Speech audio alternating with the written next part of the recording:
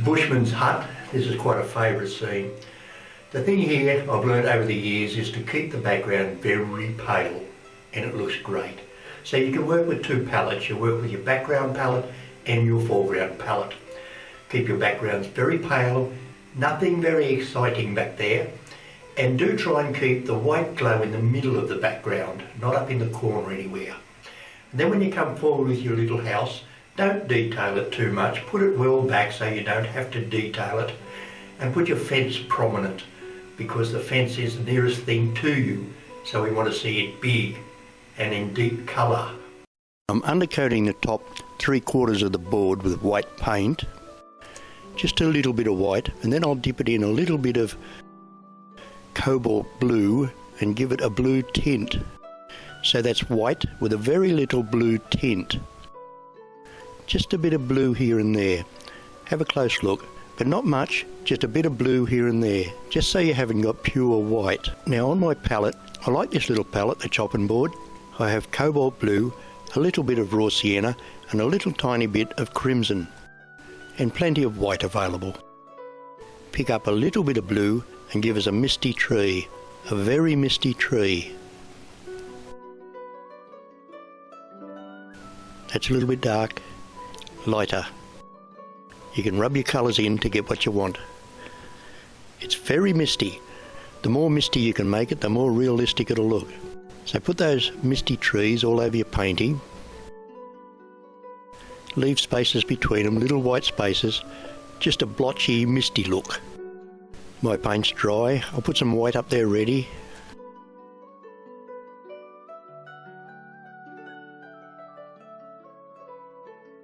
Blotchy, misty look. And you can do that if you wish, yes. On the corner and on the edges I've gone a little bit dark. I always do. Keep the light in towards the middle of the picture. Put your colours together on the board. That's white and blue. Try not to have any pure white and certainly not any pure blue. The blue is much too dark for the tones we need here. And make sure all your board is covered. All the top of the board. Don't worry about the bottom. Just make sure all the top of your board is covered with paint, so there's no canvas showing and we don't need to go back over it. A little bit darker in the corner there. I put some white over the top and rubbed it in because it was too dark. Just take your time, but don't keep working on it until you've got nothing left. Make sure you've got spaces between your tones. Along here. Just a mist, that's all we want. Then with my flat hog bristle brush, I'll dirt it in the blue paint to make sure it's got blue on it and nothing else. And pick up a little bit of the blue, there's a little bit on there already, and a little bit of the white. Get some light tones on your brush, and with that we can paint in some ghosty tree trunks in the background there, very softly. That one's a little bit dark. I picked up some white on the side of the brush and I'll run a white line down that. That should look okay. And that white will fade into the blue. It's hard to keep a pure white line when both paints are wet. That'll fade into the blue. That's okay. Another one here. You see it's starting to look like misty bush? That's exactly what we want. There's a big one there. Keep that one facing into the picture. As long as you have light on one side of the brush, a bit darker on the other side of the brush, it'll give you the look of a round tree trunk. There we are, and darken it in here, and clean our brush across the bottom. And the same on the other side. Leaning out of the picture. That's okay, we'll compensate it by adding another one into the picture here. There's not much paint on my brush here, just a little bit of paint. Quite a big one there. Maybe another big one back in there. And again, I'll clean my brush down here. So that's given us our background trees. But we do need a few branches on them. I've picked up my round soft brush, not a very little one, a good size one. It's got two colours on, the light and the dark. This dark is too dark. You see it come off too dark. So I'll touch it up with a bit of white. Work it in. I'll clean my brush over here. and I'll load it with a paler colour. That one was too dark. I'll leave it there now, we'll fix it later. And try to paint it very pale. Sometimes it's hard to stay pale with these, but stay pale with these lines. Just a few tree trunks like this in the distance. Not many, not too many, just enough to make it interesting, and make sure you know that this is a forest back here. A misty forest. That one wasn't dark enough.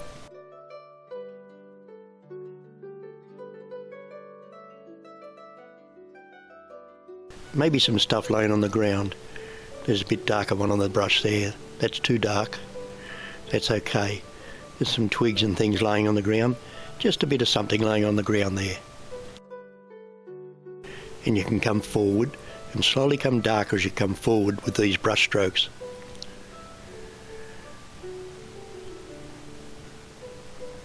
Put a few over here. If we place one somewhere like that over here, that'll give us a bit more perspective. Our eye will travel up into the forest or into this gully here to see where that white goes. I'll brush in something dark there.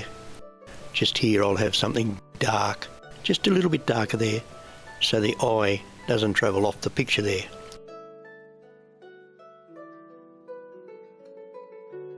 So that's our background finished.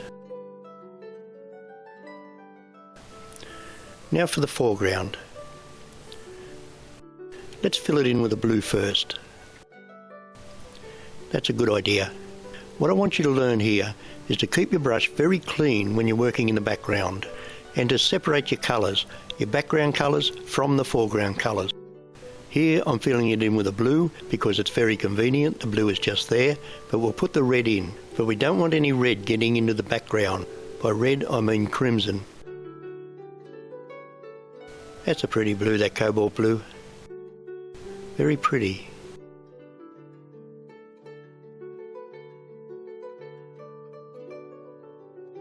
Then with a little bit of crimson on your brush, run it right along the bottom. And then crisscross it up into the blue, and that'll give you a pretty purple. It's a very strong colour, the crimson. It'll come out almost black. It's not black. Don't use black. Use these colours rather than black. I'll put white, and over the top of that I'll run some raw sienna. And with the fan brush we can turn that into grass. Well, mine's dry already. So there's bluegrass there, that's okay. Coming into green, leave some of your whites, just leave a few of your whites there. And bring this into the picture, and then bring the crimson up into it. If you're working in oils, be careful, just do it once, that's all, just once. Because I'm working in acrylics, I can brush over a few times because the paint dries a bit. Sometimes if your paints are wet in acrylic, you still have to be very delicate with your brush strokes.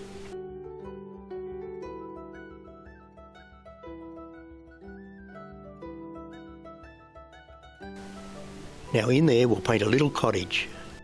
To paint the little cottage I've picked up on my size 10 flat hog bristle brush some blue, that's cobalt blue. We might as well stay with the colours we're using. We could use burnt umber or something like that, but it stands out too much. Let's just use this. I'll introduce the other colours later. Now the cottage, where to put the cottage? Not too close to the edge, not in the middle, and let's say about there. Now there's the middle of the board, that's about a quarter of the way in from the edge of the board. I'll put the cottage there, and I'll block it in, and I'll show you why I block it in here. It's only a little house, very little. That makes the trees look big. Also, if you paint a little one and make a mistake, you can always make it bigger by painting over the top of it. You might want to sketch this on a pad sometime when you're doodling. Your cottage is this shape.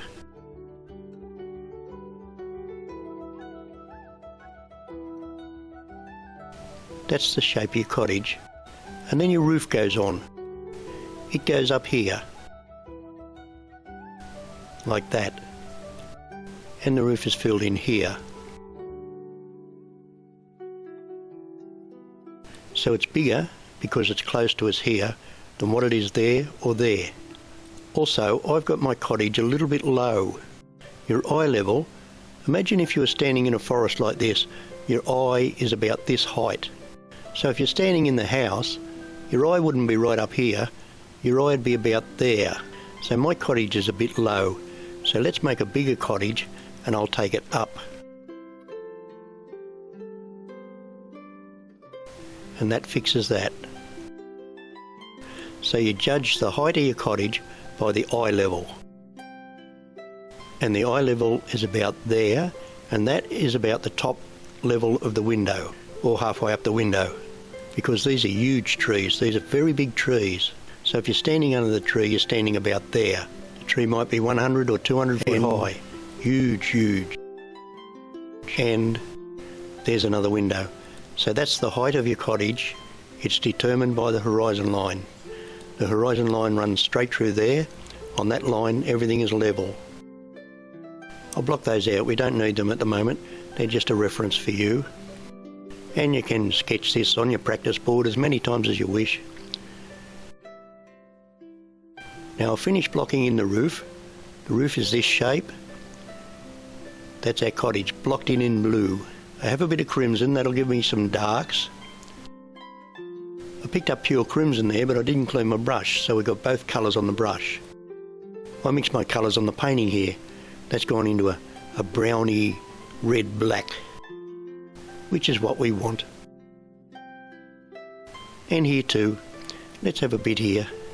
Pretty vague over the front wall and dark over the other wall. A bit of crimson on my brush. I'll put it on the roof. I think burnt sienna would look better there. And with a little bit of burnt sienna, I'll run it through the white on my brush again. And you see that comes up, I'll put a bit of blue in it. Yeah, that comes up about the colour of rusty corrugated iron. So we'll pick that up on the tip of the brush and take it across to our house.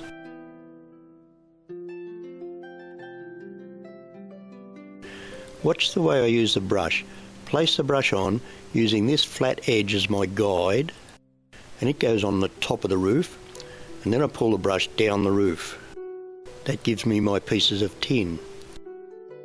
Because I haven't mixed my paint completely, it gives me stripes. So that's the tin on the top of the roof. And the bottom of the roof, this is a bit harder brush stroke, but it works every time. Load the brush again, and the brush is very sharp.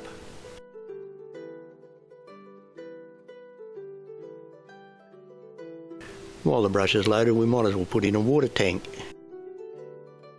I'll put a little bit of dark on it also. I'll fill in here with some blue and burnt sienna. Will give me a shadow.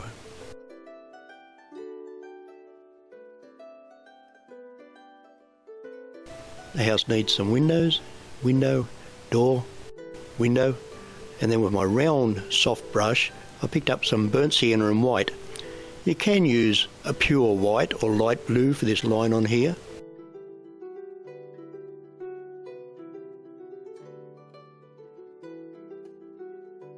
A white line does look good at times.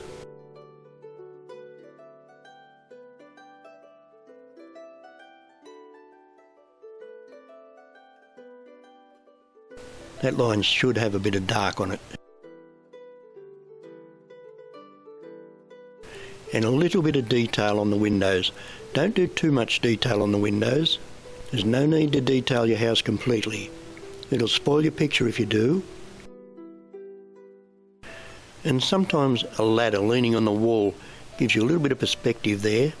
And I think mine needs a white line about there.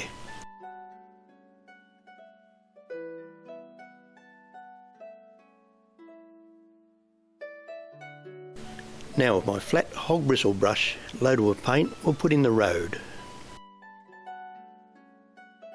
It comes towards us and the brush stroke gets bigger as it comes towards us. I loaded the brush with the two colours, but they're not mixed together. Touch it up here so it's a bit gravelly looking. And then with your fan brush, touch up the grass around the edge of the road. Bit of dark grass here.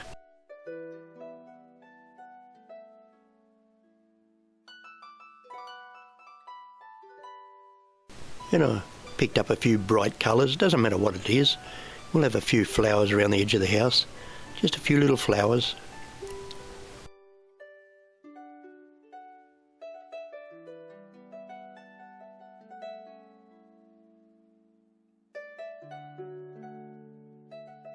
If I unload that there, I can turn that into grass. Well, it's a bit light, maybe I don't like it. I can change it.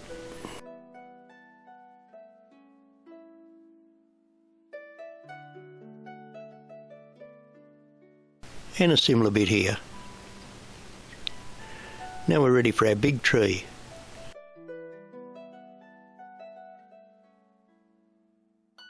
We'll put our big tree in here. So I've loaded plenty of darks on my palette. I have the cobalt blue and the burnt sienna. That'll make a colour almost black. So we'll have a choice of 3 colours. We'll have cobalt blue, burnt sienna, or the dark colour that I mix. Very dark. Ooh, that white got in there. Don't let that white get in there.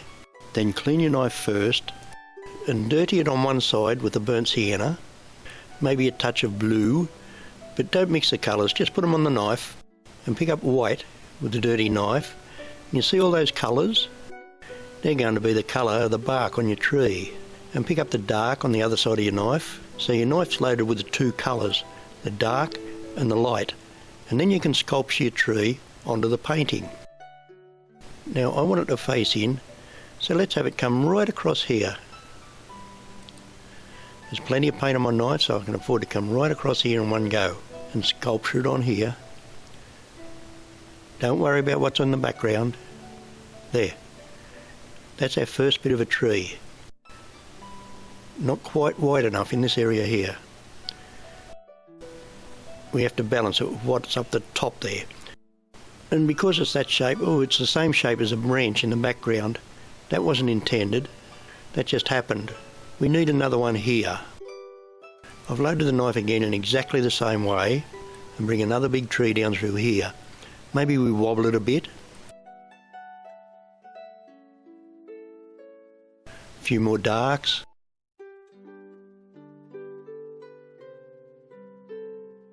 And have a very dark butt on your tree. Now with a little round brush with our colours loaded, we can paint in our branches. Pull them in facing towards the house. That brings the eye around the picture. One here, here. Try and have a few branches crossing, like that one. And this one comes into the picture also. We can add some white on these too. A little bit of a white line also, as well as a blue line.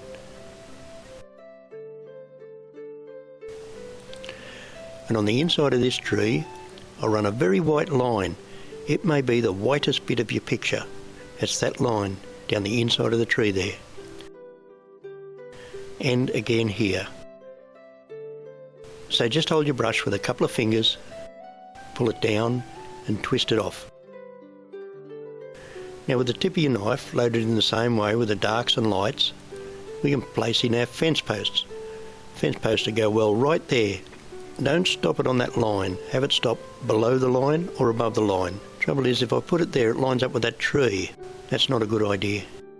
I think I'll bring it back here.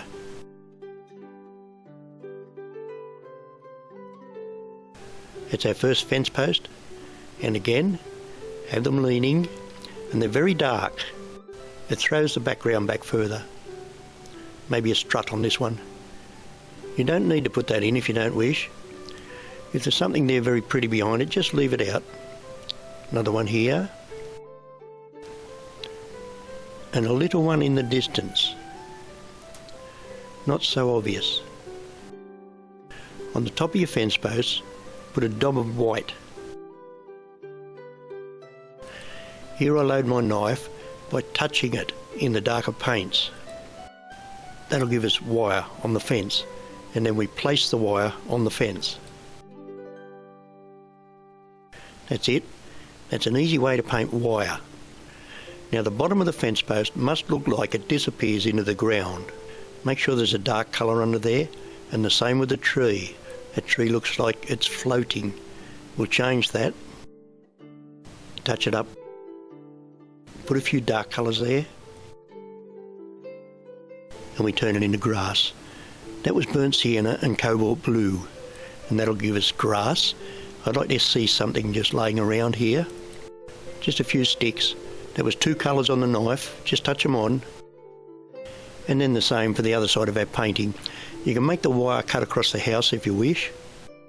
There. Ooh, good straight wire, isn't it? Nice and tight. Maybe he still lives there. That's the wire. Now to paint a wheel leaning on this post, just draw a circle. It doesn't have to be round. Something like that. Pick up some dark colours on the tip of your brush. You see I'm using 2 fingers and the colour is on the tip of my brush. Paint in a few spokes for the wheel. And again, don't be too fussy. This is an old wheel, it's been around a lot, and also it's got a lot of spokes missing, and it's possibly not round anymore. Then I'll paint in the centre of the wheel. And it should come to life now when I touch up the grass around it. For some reason I've got a line across there. It could be the shadow of the tree. That's alright. I do prefer to see the road going through between those posts. It doesn't matter. Don't you try and copy my picture exactly. But it is a good idea to have a white bit about there in the painting. So that'll attract your eye to that area through the posts and up to the cottage. So that picture could be finished. It's up to you. If you want to put leaves on your trees, okay. But if you just want to put a few more branches and leave it, that's okay too. I'll put leaves on it. I'll pick up plenty of blue and burnt sienna together on the brush at once. That's a round hog bristle brush and it's saturated with paint. It's a wet brush, not a dry brush. I'll pick up raw sienna on the other side, so that gives me the 2 colours. You see how it's pulled to a nice chisel point? Then with our dab dab, we can put foliage on that tree. Not a lot. You can see through it. Anything on the tree you don't particularly like, you can put foliage over it. You mightn't want to put foliage on. You can leave your tree without foliage. But I'm putting the foliage on so you know what to do. There you are. And up here.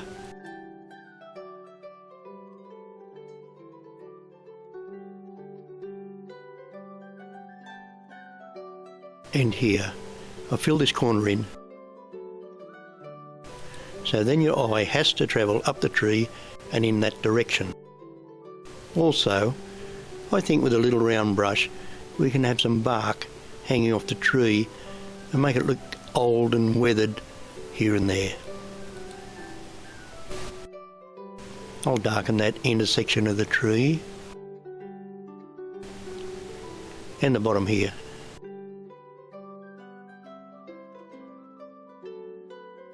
Empty my brush. A few little branches here and there, not many. Just a couple.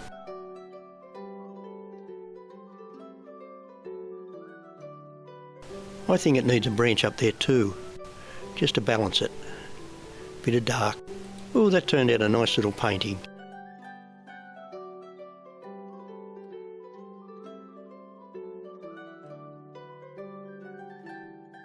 So that's our little cottage in the bush. That's a good exercise, and it's a good idea to make sure you break the background from the foreground, and you work with white paint in the background with tints in, and in the foreground you work with your dark paints, and that'll give you a 3-dimensional look.